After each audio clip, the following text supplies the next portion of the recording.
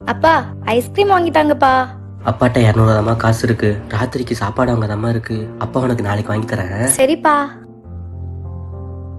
வணக்கம் சாமி. வீட்டுல ஒரே பிரச்சனையா இருக்கு சாமி. காசே கையில நிக்க மாட்டேங்குது. என்ன பண்றதுன்னே தெரியல. அதை பத்தி நீ ஒன்னும் கவலைப்படாது.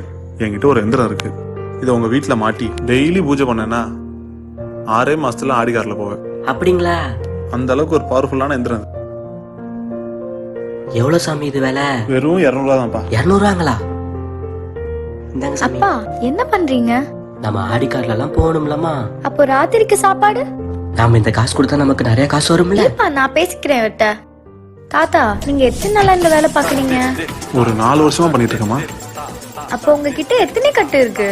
ஒரு 60 எந்திரம் இருக்குமா. 60 எந்திரம் இருக்கா? அப்போ உங்ககிட்ட எத்தனை ஆடிக்கார் இருக்கு?